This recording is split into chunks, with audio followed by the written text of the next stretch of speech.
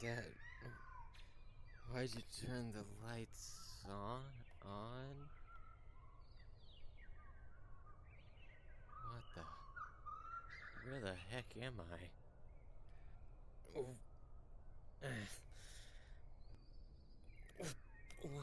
What? What the? Huh? My body. It's different. Oh, this isn't the me that I was before. I'm not a goat. I'm a cat. Why am I a goat now?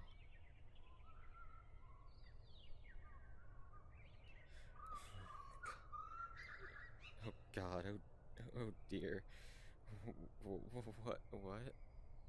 What am I going to do? I need to figure my way back. Wait. That's simple. Not put my finger or claw? No, I guess? On what that means, but if I remember it somehow. God.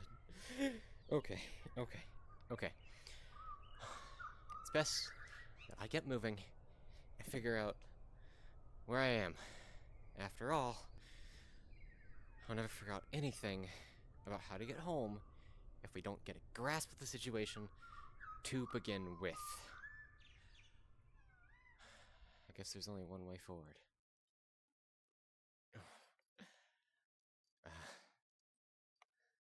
God, why is there's some ruins of some kind? Oh yeah, it most certainly has to be. Anyway, it most certainly has to be. But of what?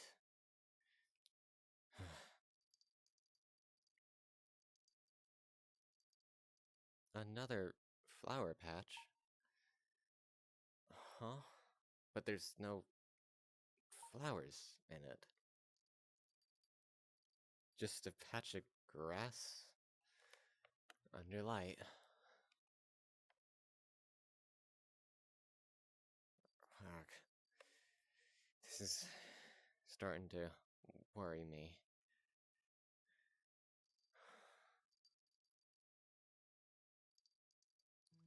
My stars. This place is beautiful. It reminds me of a museum of some kind. Or one of those, what are they? Wonders of the world? I wonder if this is one of them. For one of them, but just it's undiscovered, so it's an undiscovered wonder. 'Cause that looks not recently made, but not too old.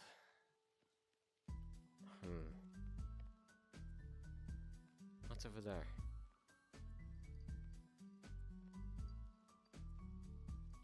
What? Whoa. This place. It's huge. Wherever this is. This looks like an entire civilization. I need to watch my step.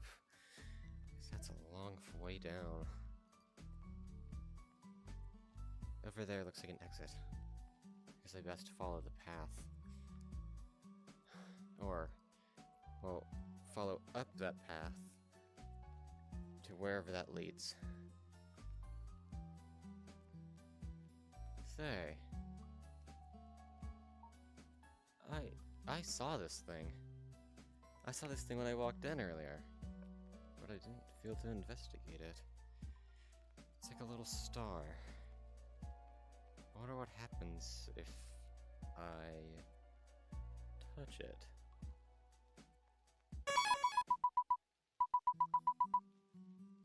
Whoa! What on earth?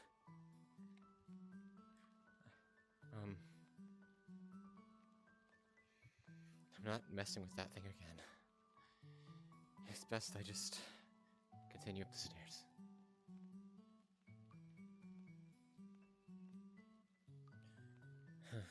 Alright. Beyond this door, I'm gonna guess that's what this is supposed to be. My adventure begins. Through wherever we are. Alright. Let's go.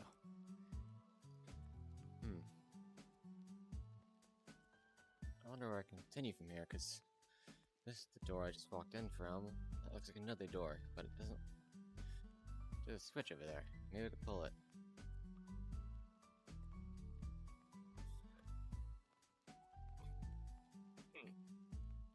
No. Nope. That failed. What these buttons have anything to do with it?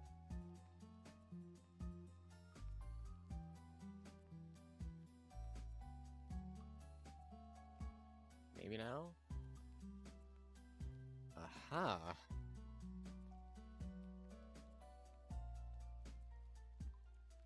Wait. Huh.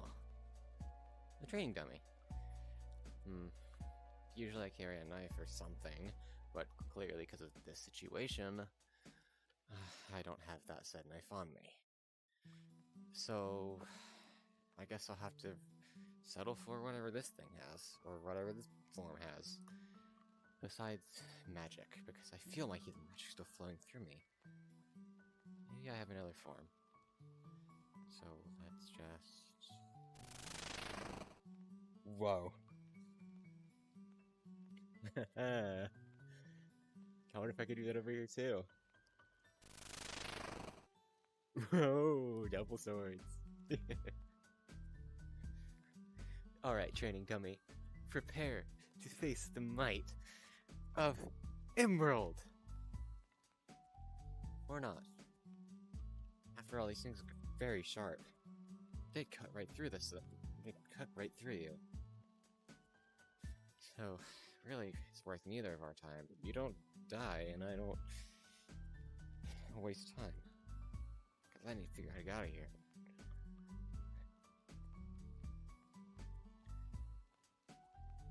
You're spared for now, dummy. But I don't promise that someone else won't come by later.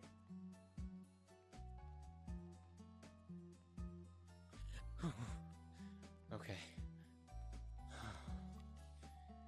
That's possibly the most stressful thing I've done in my life. Man, that is a long hallway. Okay. This technique's really working. Ah! Goodness gracious. The switches were terrible. Some of them basked in shadows and everything. Hey, there's a fork in the road. It's probably best that I continue that way, as that looks like place. But I may not be able to come back here, so why not? Wow, someone's house. It's a nice looking place too. I'm gonna go find somewhere to sit. My legs are tired.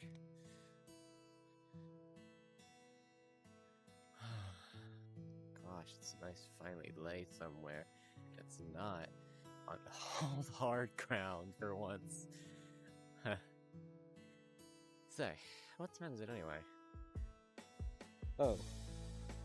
Well, obviously I don't have my watch. Because of course whatever multiversal thingy that brought me here doesn't leave me with my watch. Hey.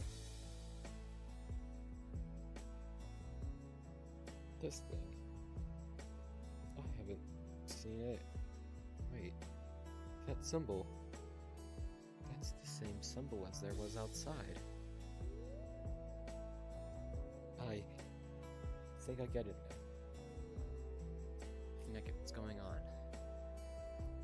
I need to get up. I need to go find somewhere to sit, not lay down.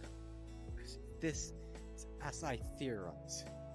It would be much better to be sitting and talking than laying down and talking. Thanks to whoever fed this sense. In the coming place.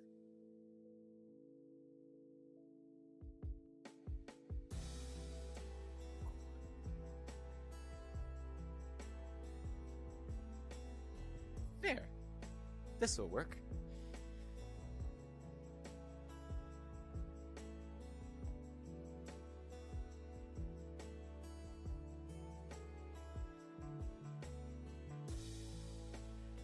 It's best I introduce myself. My name is Emerald Whiskers, or Swift, some of you may know. But you may also know me as Eevee Boy, or even some of you as... Usually, I'm a teenage cat in his second to last year of high school, from somewhere that isn't here, clearly. Anyway, I guess while I'm here, it's best that I talk about something to not only fill the silence, not make me go insane, but also, why not? After all... Wait. What is today? I don't know. Yesterday. What was yesterday? September 14th. No, 13th. Today's the 14th. Yeah, my theory has to be correct. Oh. I know what's going on. And I know exactly what to talk about now, too. Anyway, to whoever's listening, get comfortable, and I'll begin chatting. So, I first discovered Undertale way back in early mid-2017. Through means that I do not entirely remember.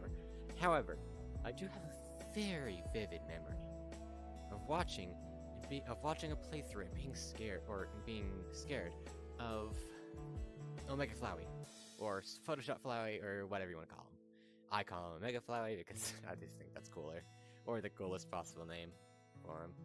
Anyway, at the time, Undertale was still PC exclusive, so I had no means to play it, because I was just a kitten at the time, and because I was so young, I didn't have a PC. Anyway, throughout the rest of those years of me being considered a kitten, no, not a Discord kitten, I have to explain that, because I'm a cat usually, so a kitten means I was younger. Anyway, I may cut that out, but who knows?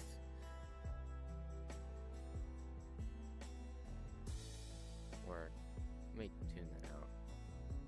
After all, this isn't recording. What am I talking to? Whatever. Undertale was my fixation for those years. It was my every thought, even to the point that it was influenced characters I made around that time. The most important of those characters was the protagonist to my fiction series that I had been writing at the time and still wrote up until a couple of years ago. His name, James Sky, and he's from Dimension Crosser. Some of you may know, or I guess I shouldn't say some of you, because I don't know, A, if anyone's listening at all, B, if multiple people are listening, but you, listener, may or may not know that. Whatever.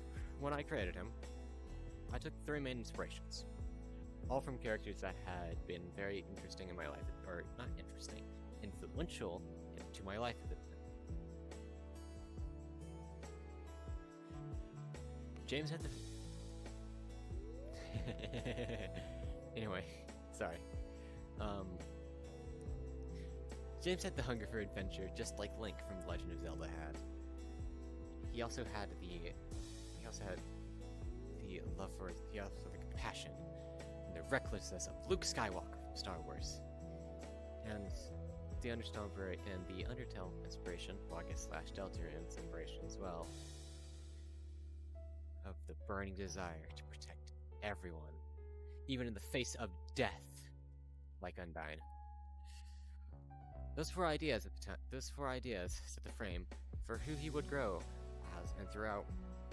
as and would be throughout the course of the series. In fact, a significant part of James's character and backstory was based off him being a human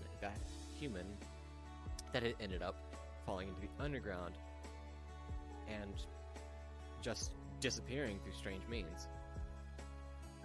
Through strange means of the unstable situation in the course of how dimensional pathways worked.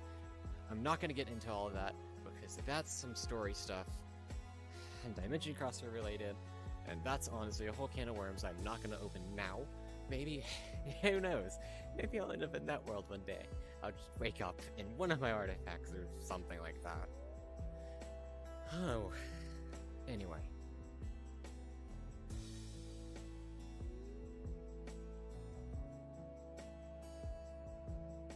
In short, he ended up in the underground. He ended up in the underground for a few months, shortly after the first human, or first documented human, really, Kara fell.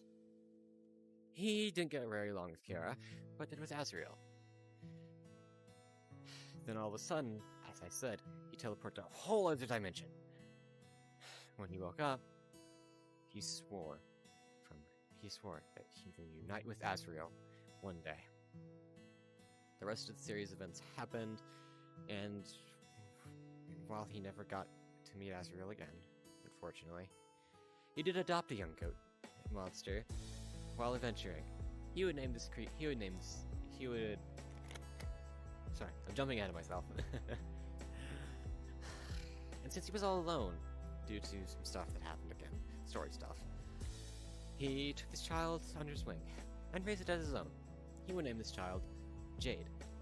Jade Sky. He taught him everything he knew from his very long life, from telling him stories, teaching him how to fight with a sword. One day, that child would go off on his own adventures, just like his father before. Meanwhile, James would die not long after this. I will not be going, as I said, any deeper on that topic, given that that was the only significant part related to Undertale / Delta in here. Anyway, I don't know when the owner of this house is going to. So, it's best we continue on. So, I guess, mysterious person listening, if someone is, follow me. Follow me throughout my adventure if you haven't already. Oh, my days so much colder out here. But hey, a little more civilized.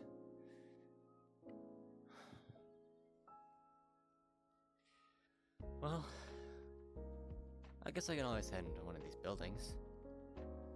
But hey, I think I'll hang out over there. Alright. This place should be good. Good and comfy.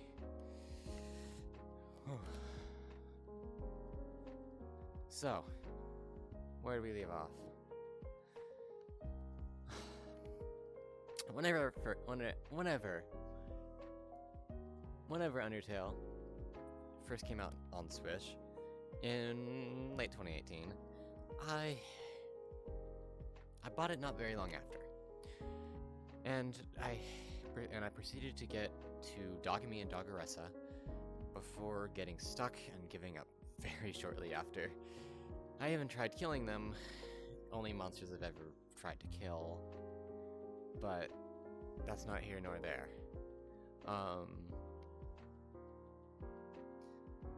Shortly after this defeat, though, I gradually felt a love for Undertale for the first time, as my hyperfixation began to shift to a different series called Persona at the time, because that's after I bought the Smash Brothers DLC, and I loved Joker.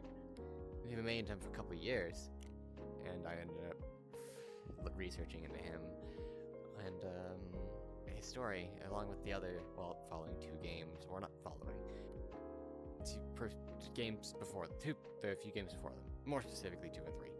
2 and 3, what? 3 and 4. And their spin-offs. Anyway, off topic. However, that wouldn't be the end of Undertale's influence on my life. And it would come back in a much, much stronger way. No, it's really chilly. I'm gonna go find somewhere else.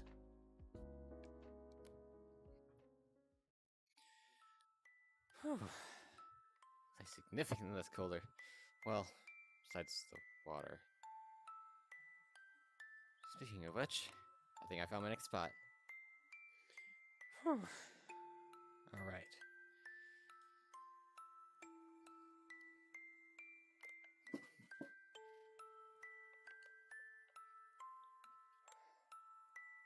So,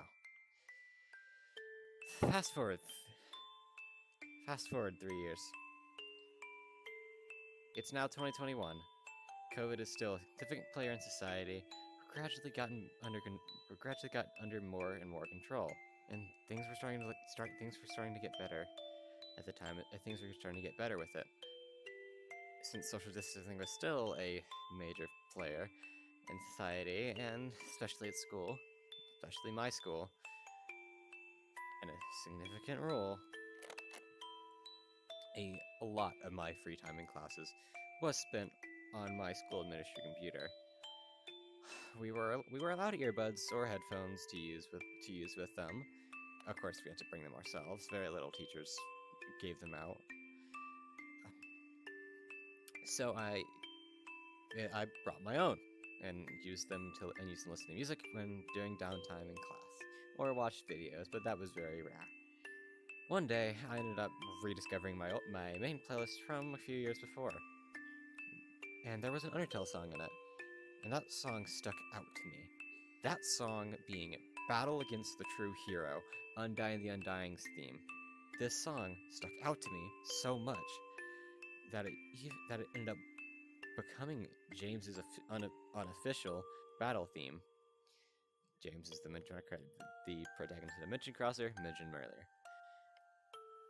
Something about it bothered me, though. I couldn't remember anything about the song. I remember it existed. I remember I liking it back when I listened to it a lot, but I remembered nothing. I never remember the context of the battle, anything. I just remember it was from Undertale, and I liked it. Never even remembered the character that it was attached to. So one way or another, my Persona phase started to die, and it was being replaced by the same game it attempted to kill. Now, this spot is a little uncomfy, so I'm gonna go find somewhere more comfortable.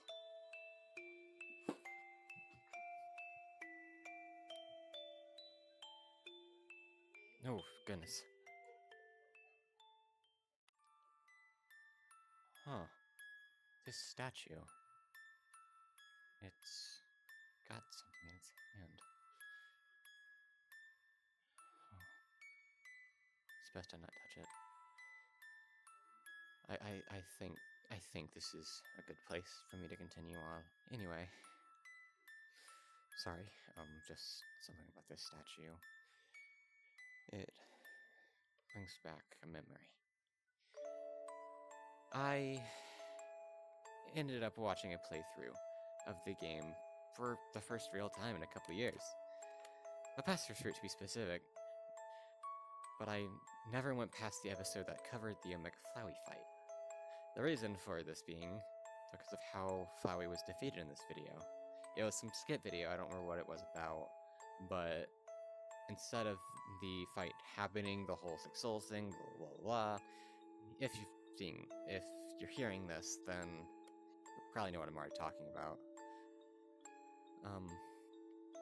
The Souls defeated Flowey at the very beginning, like the end cutscene, like typically does. Completely skipping the fight outright. I didn't know. I don't know why I thought that was a guarantee upon a reset, but I did. So I reset the save I had created years before and got stuck on Dogami and Doggeressa. And I did it all from the beginning. From the start. Back to 0. I was scared when I got to Flowey. Because I've been scared for years at this point in time. He scared me. As his appearance terrified me. Most frequently. Thus, why I hoped the fight would just skip outright. Yeah, long story short, it didn't. But I persevered anyway. I figured I had gotten this far, why not see it through? Eventually, I conquered my fear and beat the base pacifist ending. But something happened before that, though. Way back in Newhorn, when I inspected the mirror, I had never known about this text before, but it said, "Despite everything, it's still you." For the first time. That's the first time I read that. And something changed inside of me. I can't exactly describe it, but those 5 words would change the entire course of my life forever. Anyway, it's best to let you rest. Just whatever happened here. I'm gonna go find somewhere else.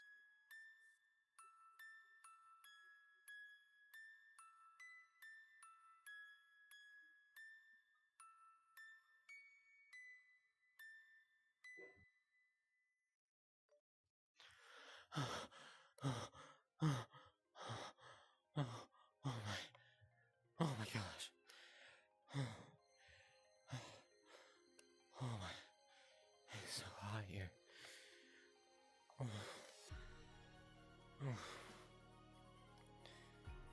I guess. Actually, I'm gonna go up there.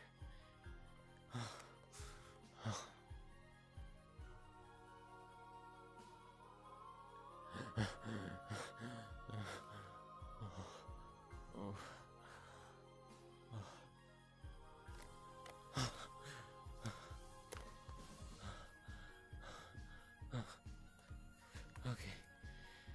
That place was actually hotter somehow.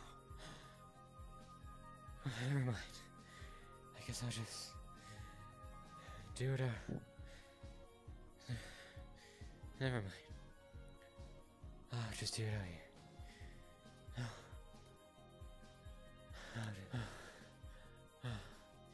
Okay. I'm just gonna lay here while I talk to whoever's sitting, if someone is. Okay. So, that was that for a bit. I didn't end up doing True Pacifist due to not knowing that I could. Flowey's post-pacifist dialogue just didn't make sense to me. That was until Deltarune Chapter 2 came out.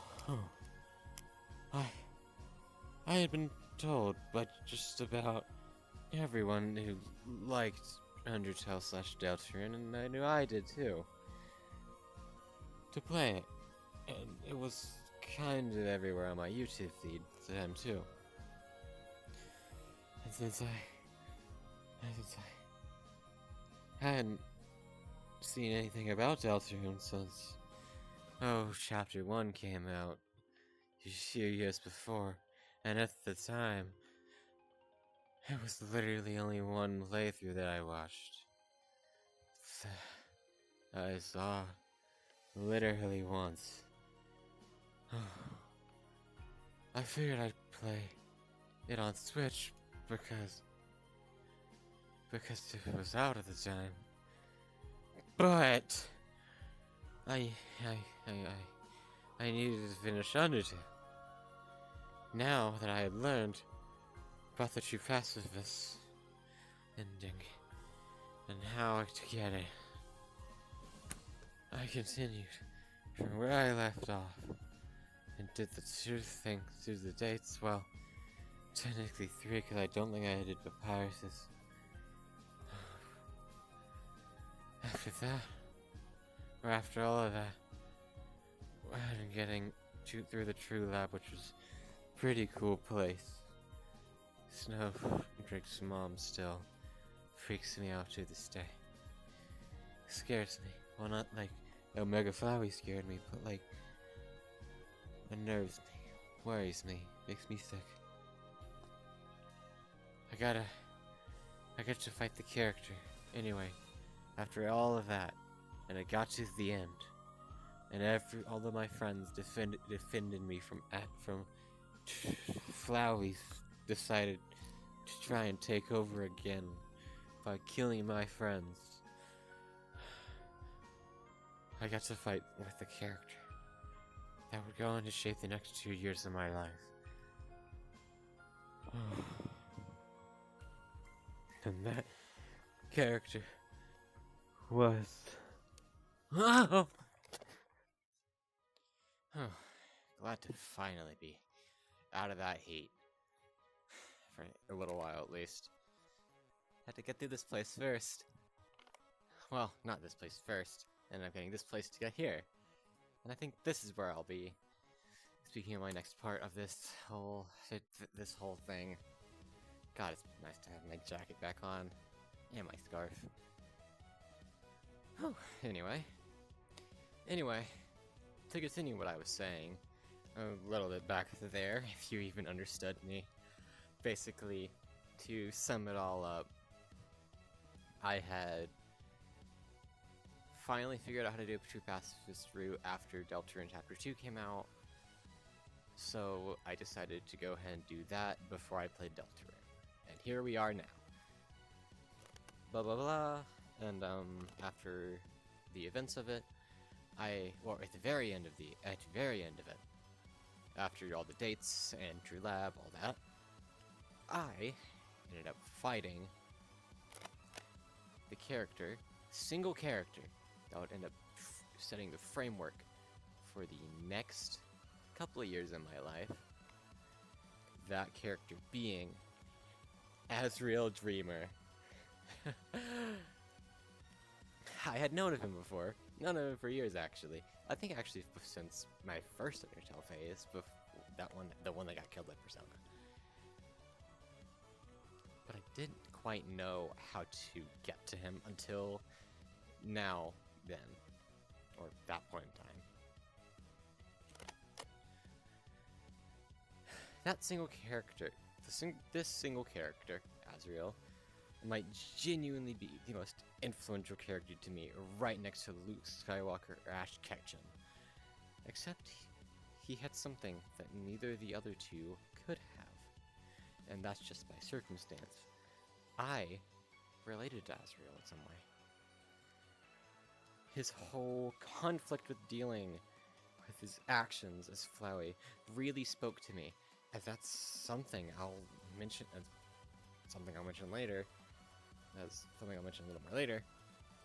I had similar problems, and still do, to a lesser extent, but still do.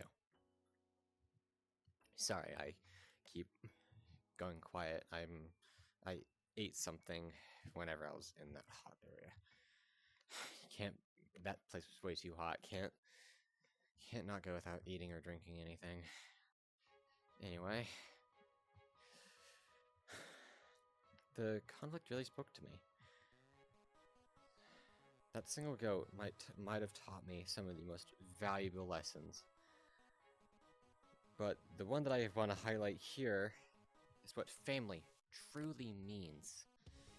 As for so long, I had always thought that family was always due to the blood, or through adoption, or things like that. But this was different, and I'll get more to that later. If you're listening, it might be.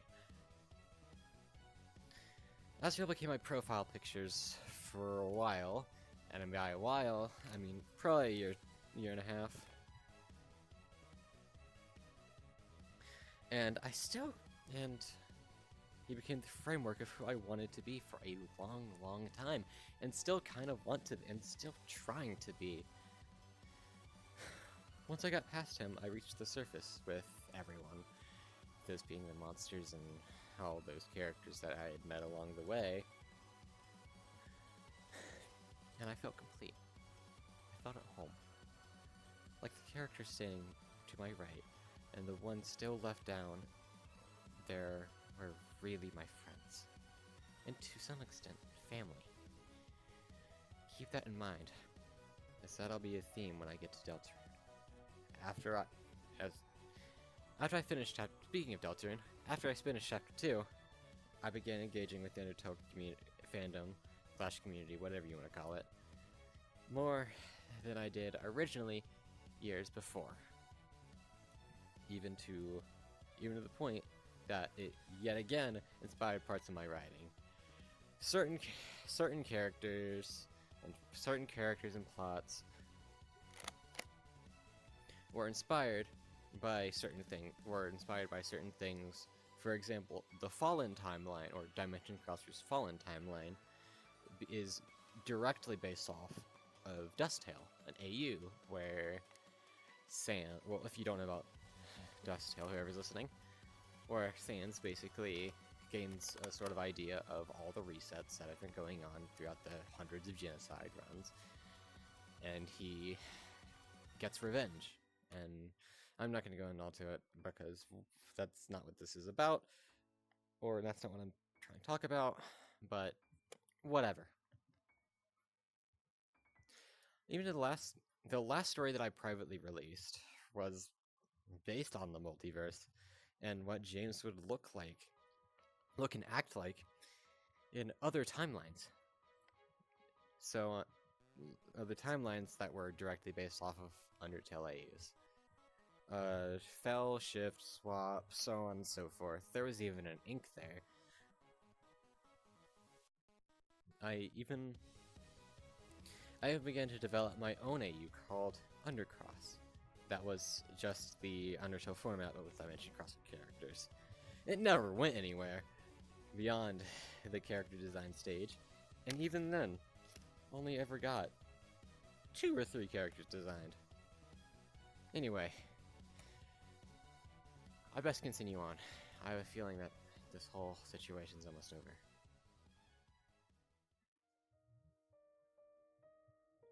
Huh. This place quite reminds me of the place way, way back there, wherever it was. Best I continue forward to find somewhere to hang out.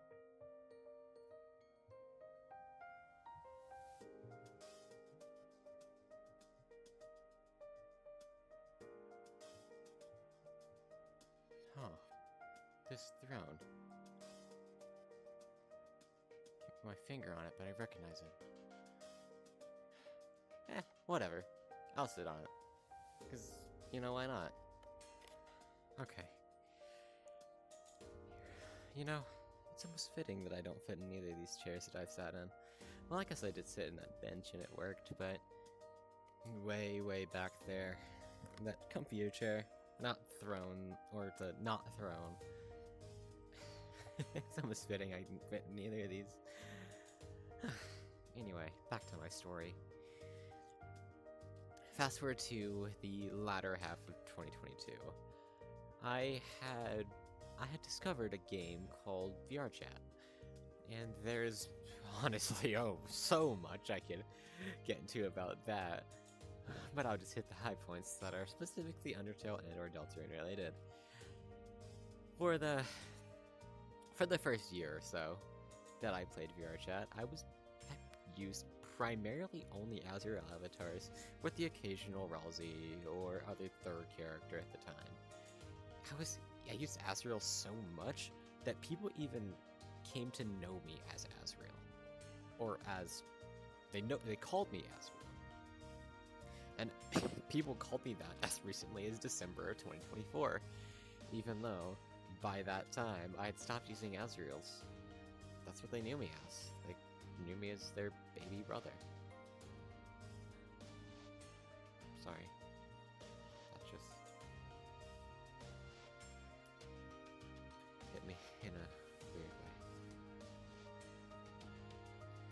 Anyway, this got me and a friend involved in a Undertale-themed roleplay group.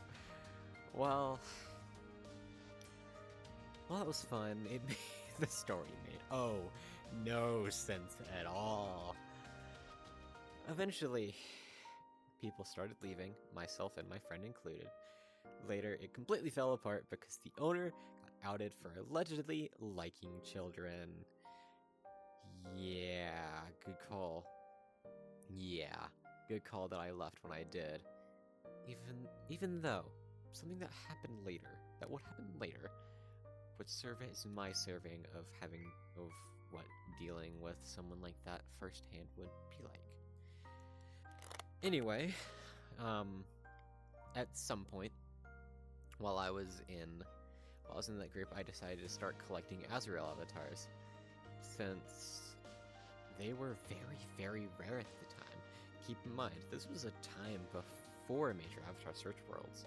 There were only really two, one of them being PC only, and the other being dullish, which was a little bit difficult to access to newcomers, and there wasn't a lot. So, for months, I went around worlds trying to get one specific one. It was known as a jet lag base, and it's, in my opinion, the best Azrael base currently. Although, as of a few months ago, it is no longer downloadable where it was originally, or where it once was, where I first got it, when I started making avatars. That comes later, though. There are still enhanced and edited versions through a group called the Goats of the Twilight Garden. Check them out. Check them out. They're super cool, chill folks. Anyway, I had seen it in a public at one point in time, and I really wanted it, but I never got the chance to ask for it.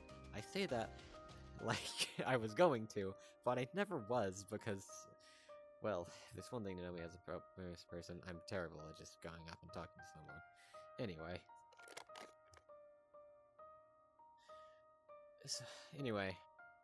I made it my mission to find that avatar eventually. And I eventually got it in a trade. But what now? We're already this far, so let's get to 25, is what I thought. And that's what I did. So in about a month or two, I collected various takes on the original,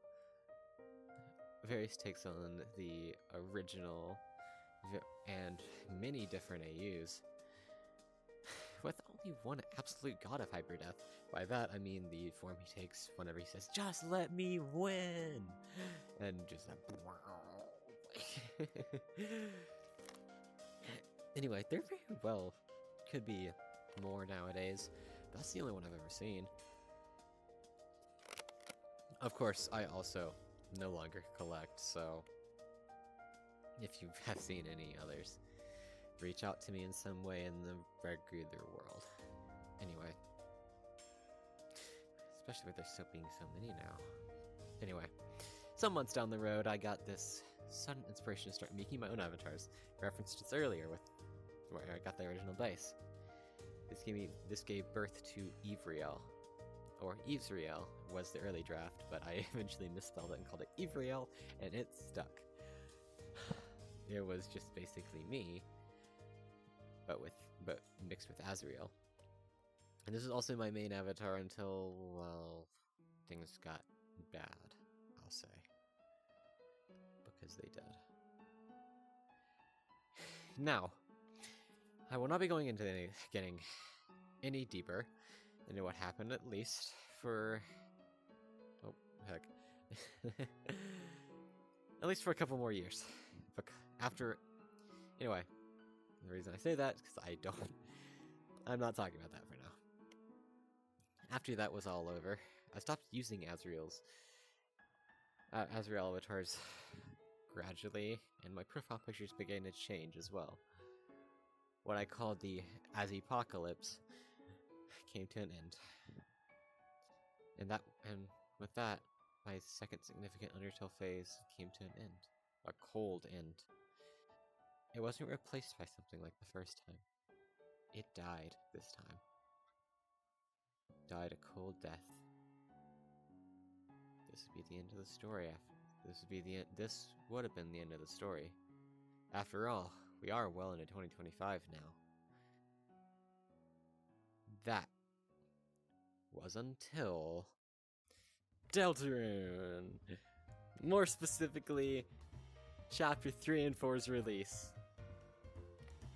How did I get here? I fell out of that throne, and, like, I kind of went through the floor? It's weird. I don't exactly know how to describe it. Anyway, let's backtrack about 7 years.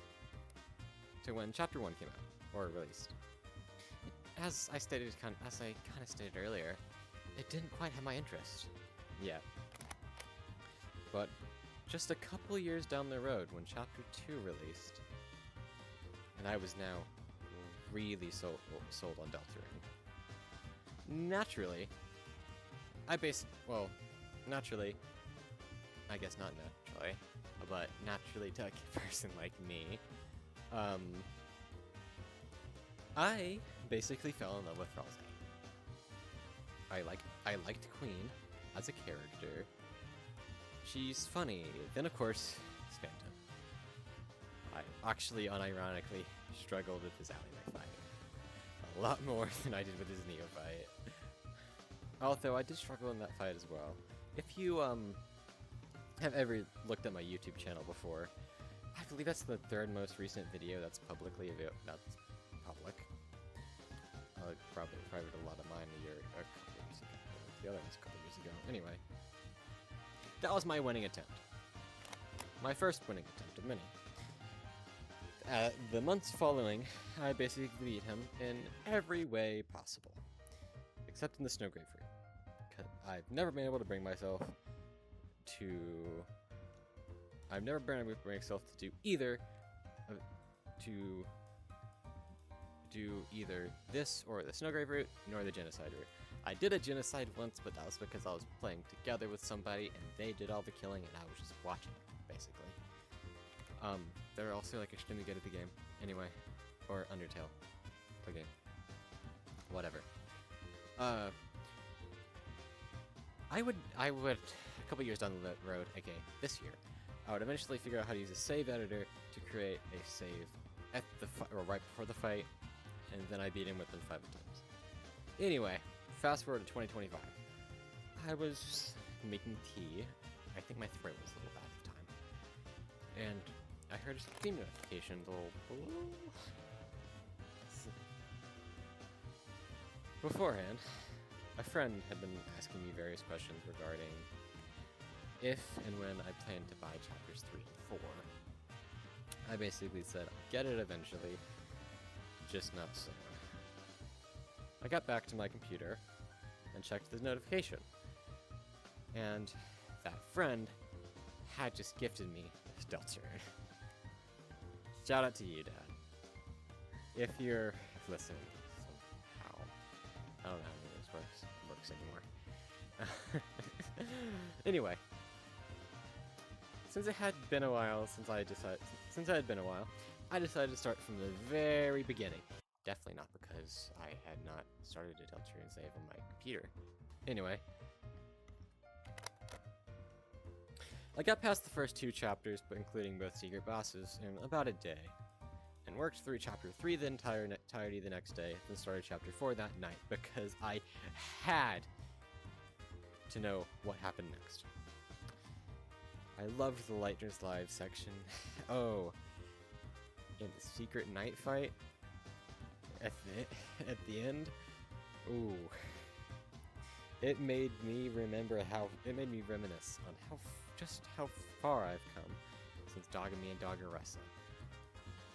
Eventually, I bested the night pre-patch, and it felt good. It's probably what a lot of people who managed to get past Undying the Undying or Sans for the first time felt, except instead of it being you get to continue your slaughter, it's you just defeated an enemy, because the knight seems to be the antagonist, sorta, whatever, or be involved in the antagonist, something like that. But the most significant part about the chapter, to me, was the interactions with between the fun game and the entire character of Tina, or Mr. Antenna. It's TV time. Start with Tina. I sort of related to him in the sense of never wanting to be abandoned, wishing for the good old days to last forever before things started taking turns for the worst. Of course, he's an extreme case of that. Control freak, kinda. But it's something I do relate to in a sort of lower sense. The fun gang's antics, I'll actually discuss a little more later when I get to chapter 4, since that'll be a talking point there as well. Speaking of chapter 4, that was a crazy chapter. The Hammer of Justice fight, was really refreshing. In fact, the entire character of Gersten's absolutely fantastic. In general, his philosophy on things is something that I can agree with and heavily relate to. That despite whatever some sacred text says, only you are in control of your fate. Only you hold that white pen to tell the story that you have. Not some god. Not some god that has pre-written it for you and you're just following the script.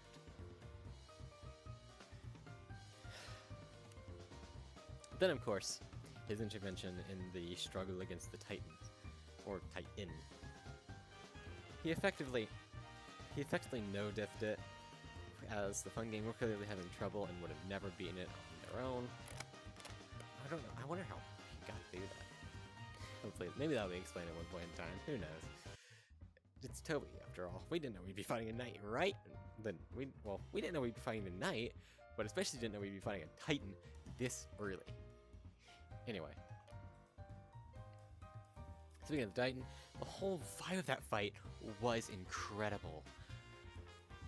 We were fighting a creature that could literally end the world if we lost. Then, of course, after everything, the chapter's somber. But the most powerful thing, at least to me, was the development of the fun between this and last chapter. I guess chapter 1 and 2 technically had some development, but chapter 1 really set up the fun gang as characters, and chapter 2 developed a little more about them, but nowhere near as much as chapter 3 alone did. Anyway, Susie became such a good character in chapters 3 and 4. She clearly cares about Chris, Rosie, and the other inhabitants of the dark world, like Lancer. Use them as, well, they're really good friends. She also seems to care about Noelle a lot more, which is heartwarming because seeing this sort of brute that everyone was scared of go to this sort of calmer brute that could be friendly at times. Anyway, Rosie seems to be trying to break free of the strict belief of the prophecy will happen, and that he's held for so long, and still growing a sense that he's more than just an object. Where I once related with Azrael and his struggles, I've since started to relate to Rosie and his more. Whoa. I don't feel very good.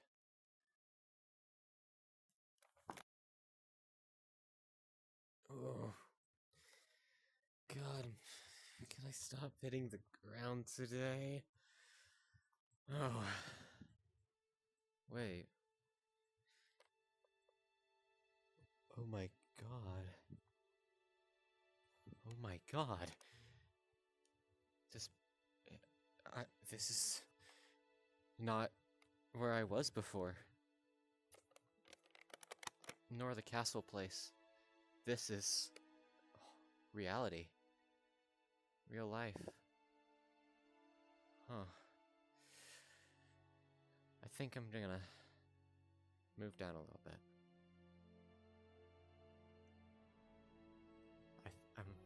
I'm just gonna sit here a while. Person, or whoever's listening, come over here. Come sit by me, right here.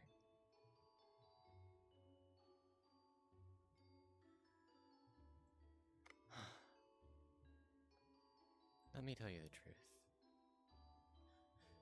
I know somebody's listening. And if it's none of my friends, then it's me. I know you're listening. And it's about time to conclude this whole spiel.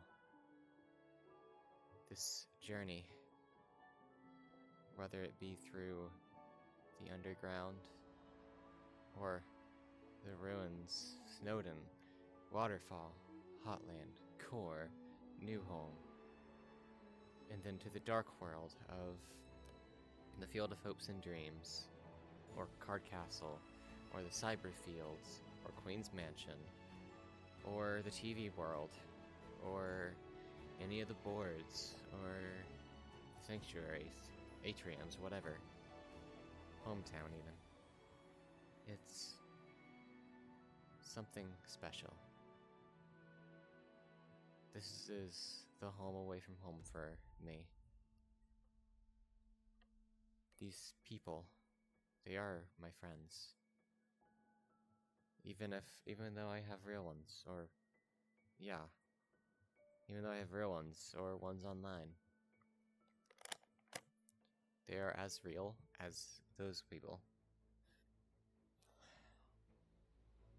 I seek comfort in them.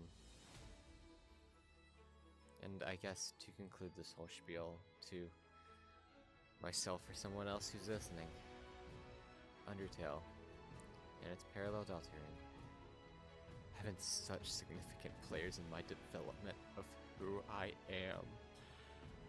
Especially Undertale. They've gotten me through tough times and have made me feel at home when I felt I had none. A monster, a lightener, darkener, everyone. Everyone I've met in my travels feel like genuine friends or family to me. That's honestly so much more than there's honestly so much more I could say. But I'll save it for another time. Before I try and figure out how to get back to my body and back to my home, or the life I once lived, I'd like to close with with an enhanced version of the original and final drafts from my Undertale memory.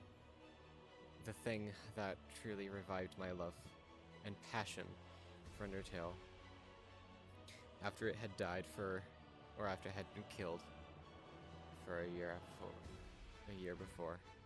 I first discovered Undertale 8-ish years ago. At first, I wasn't the most interested, but years later, well, it forever changed and altered the course of my life. It taught me to love, to be kind, and care about others. That everyone can change if just given the chance. It taught me how to hope for better days. It taught me how to dream for better tomorrows. That every choice has its effects, good or bad. What the true meaning of family is. And I'm sure so much more. It's brought me closer to it's connected me with people that I would have never met otherwise. And have truly changed me for the better. And have those 5 simple words yet so powerful. Despite everything, it's still you. Will always be the words that I'll credit for changing my life, despite never knowing quite why. To the... So, from the bottom of my heart, no. From the bottom of my soul, thank you, Toby Fox. Thank you for everything.